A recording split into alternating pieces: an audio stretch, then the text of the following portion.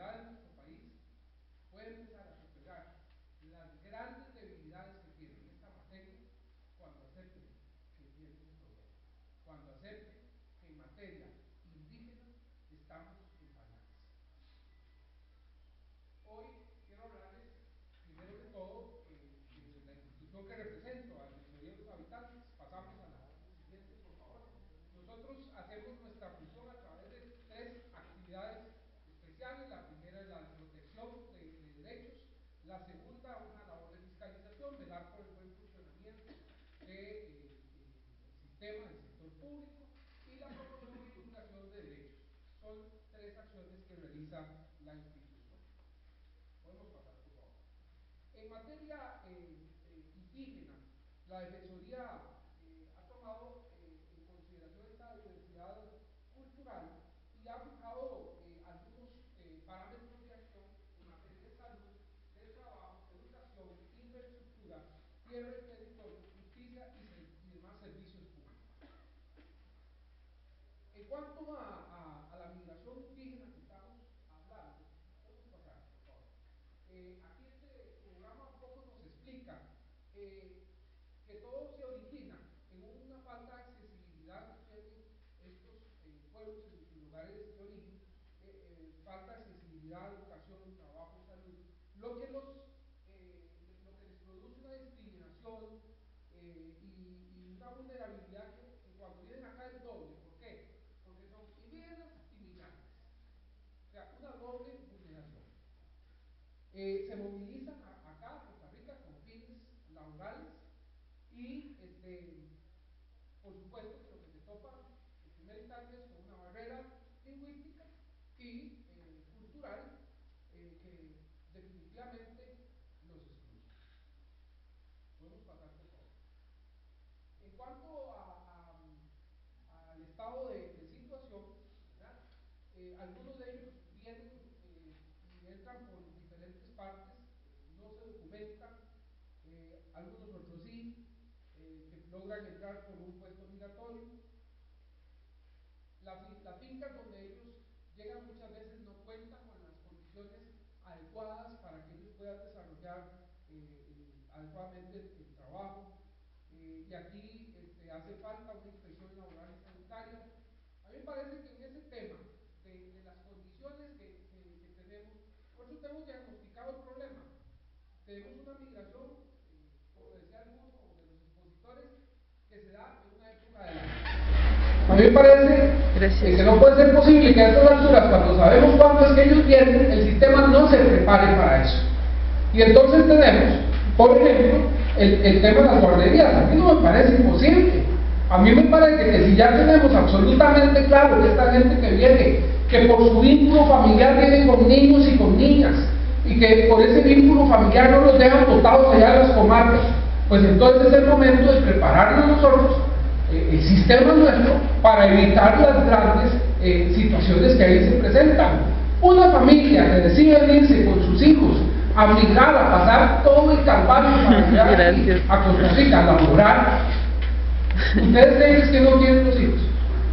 No, tienen unas condiciones que no se los permiten. Entonces el sistema, para eso pagamos los impuestos nosotros, para que existan esas condiciones y que nuestro Estado sea solidario de verdad con aquellos que no tienen esas condiciones. También tenemos el gran problema de instituciones que están absolutamente desinformadas sobre la situación de la cosmovisión indígena. Cuando usted les habla de cosmovisión indígena, ¿qué vaina es eso? No tienen idea de qué es eso. Es un funcionario público que se aterra cuando ve a una mujer con un niño en brazos ahí en la calle. ¿Qué es esa barbaridad? Porque muchas veces lo analizamos desde la perspectiva nuestra, la que nos han enseñado, y nunca desde la perspectiva de una cosmovisión indígena que les permita valorar las cuestiones de una forma integral. Entonces muchas veces estos funcionarios públicos son los primeros en hacer discriminación, en estigmatizar y sobre todo a menores interés. Los casos de mendicidad que también se presentan, que requieren un abordaje integral y de conocimiento de esta idiosincrasia. Y por último, estas poblaciones retornan a su tierra en determinado momento, no sé si con mejores o peores condiciones ¿Qué ha hecho la Defensoría de los Habitantes? Que es la que sigue.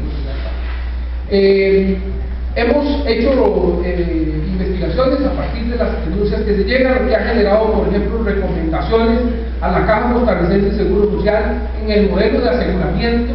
Mire, la Caja es incapaz de agarrar un seguro colectivo para poder integrar a todas estas personas. Entonces, el aseguramiento de una persona es por el salario mínimo. Y entonces lo que se les rebaja muchas veces es superior a lo que van a recibir.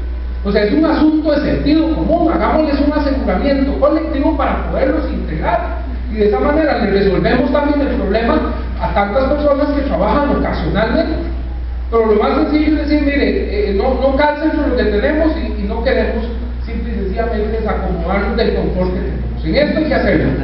Estas situaciones, mire, es como la falta de sentido común. En este país la gente trabaja de 6 de la mañana a 4 o 5 de la tarde y se aguanta la enfermedad y satura los servicios de emergencia. ¿Por qué no hacemos mejor un servicio ordinario después de las 4 de la tarde para la gente que anda trabajando y que tiene que ir a atenderse cuando ya dejó de trabajar, para que no pierda su trabajo? Sentido común. Iniciamos el proceso de contratación administrativa para hacer una carretera en enero con la parte de planificación cuando estamos de verano y ejecutamos en invierno cuando se echa a perder el trabajo que se hace. Sentido común. Lo mismo está pasando con esto, ¿verdad? Tenemos toda la planificación del problema y somos incapaces de tener soluciones adecuadas a los problemas que tenemos, por respeto a la dignidad de los seres humanos. Esto pasa con el aseguramiento. También queremos que se brinde atención médica, pero una atención médica consciente de la idiosincrasia, de la cosmovisión del indígena. ¿Qué ha hecho Panamá, por ejemplo? Ha ido a las comarcas, el Ministerio de Salud, a decirle a las parteras cómo realizar algunas de los exámenes y esto, para que no necesariamente tengan que ser ginecólogos que ponen muy molestos a los hombres nobles sobre sus mujeres. Entonces es un poco adecuarse a las necesidades y a esa cosmovisión del indígena. ¿Cómo nos pasamos la segunda? La que sí. Por supuesto que es necesario identificar las características y las necesidades de estas familias que van a recolectar café, lo que implicaría la posibilidad de una red de cuidado específica para los nobles y para las mujeres nobles, para que contratando algunas de ellas puedan cuidar a sus propios hijos.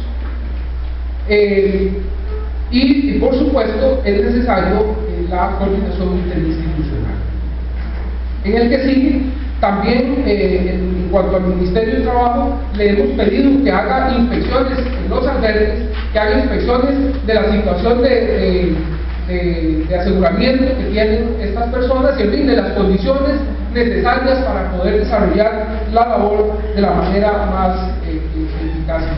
Además de otras recomendaciones en torno a criterios que ya tiene el Departamento Legal del Ministerio de Trabajo, que es imposible que los demás unidades de ese ministerio las comprendan y por supuesto que las apliquen.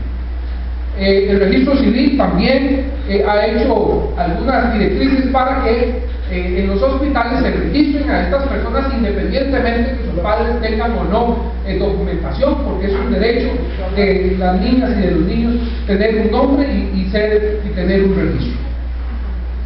En cuanto a los traslados hospitalarios, también la situación que se presenta en San Vito, por la necesidad de especialistas que atiendan no solamente el parto, sino la situación postparto. Esto provoca una situación también de vulnerabilidad, porque entonces, según la situación en que esté la mujer no en ese momento, o se la llevan para Panamá a Valdía, o la dejan en San Vito. Entonces es una situación en que, dependiendo del riesgo, de la posibilidad de riesgo del parto, entonces también se le produce un riesgo si no existen las condiciones necesarias para ser atendidas en San Vito, por ejemplo. En la que sigue nos habla de la mendicidad. Las personas menores de edad pertenecientes al grupo étnico no, de las condiciones mediante las que estas personas se trasladan al país. O sea, nosotros consideramos que hay necesidad de hacer un análisis integral de esto y a partir y evitar esos estigmas que a veces produce ver a una mujer con un niño ahí sentado en un esquina. Lo primero que usted piensa es que va a barbaridad, ¿cómo anda con ese chiquito ahí? Porque es la situación que nosotros hemos aprendido. Retos.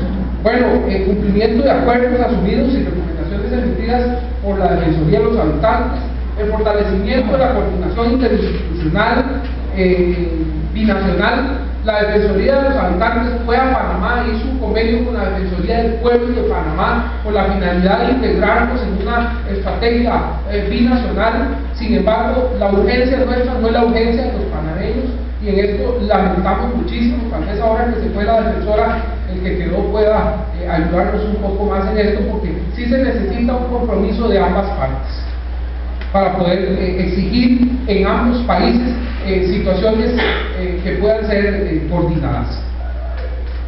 En cuanto a esto, también garantizar que el proceso especial de protección sea ejecutado, la tutela de los derechos del niño, la niña, del adolescente. He de confesar que en la misma Defensoría de los Habitantes a veces tenemos un cortocircuito entre nuestras direcciones, porque mientras la Dirección de Protección Especial aboga por el derecho del indígena, la Dirección de Niñez nos habla de la protección del niño, y entonces a veces, frente a una situación concreta, tenemos a veces problemas para definir. Eso nos ha llevado a querer construir una política interna indígena que nos permita anticipar esos problemas y cómo abordarlos. Por supuesto que la intervención del PANI debe ser respetuosa de la diversidad de solicitud de peritajes culturales. Nos parece que en esto el PANI ha avanzado, pero hay momentos en que hay necesidad de analizar las cosas con un mayor cuidado, porque el solo hecho de que un niño, una niña esté separado 1 o 2 días de sus padres le genera un gran problema. Yo como padre de familia no me imagino la posibilidad de estar separado de uno de mis hijos ni 30 segundos si no es con mi voluntad y con mi consentimiento. ¿Cómo puede ser que no podamos visualizar lo mismo frente a personas indígenas solamente por ser indígenas? Bueno, básicamente abogar aquí para que aprendamos cada vez más. Estos espacios nos dan la oportunidad de abogar, que conozcamos más sobre estas culturas que no son las nuestras, de que entendamos que hay personas que piensan diferente de nosotros, que tienen culturas diferentes a las nuestras, y que es necesario comprenderlas para no señalarlas, porque de esa manera es que somos y nos convertimos en disciplinadores, o nos convertimos en protagonistas de las soluciones. Muchas gracias.